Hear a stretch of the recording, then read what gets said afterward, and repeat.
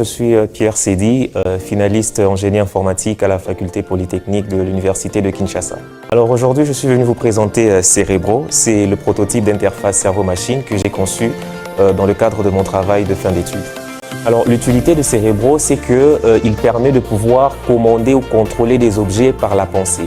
Il suffit pour cela d'associer l'objet à contrôler, de l'associer au système. Ça, c'est la première utilité de Cerebro. Ça peut être vu comme étant un gadget de haute technologie pour contrôler, par exemple, une maison intelligente à distance par la pensée. Une autre utilité importante de Cerebro, c'est qu'il peut être utilisé pour redonner de la mobilité et de la motricité à des personnes atteintes de sévères handicaps, par exemple des personnes tétraplégiques qui n'ont pas l'usage de leurs mains ni de leurs pieds. Alors, Cerebro est composé de deux parties. Il y a une partie matérielle et une partie logicielle.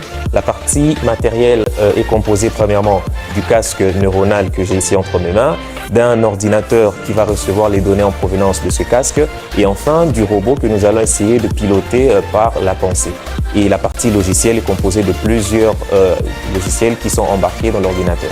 Ok, alors comment fonctionne Cerebro ? Tout d'abord, il y a le casque neuronal qui est placé sur la tête de l'individu. Nous allons le faire dans la démonstration tout à l'heure.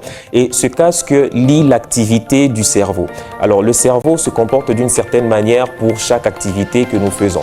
Vous bougez la main gauche, vous bougez la main droite, le pied gauche ou bien le pied droit. À chaque action correspond un certain comportement au niveau du cerveau.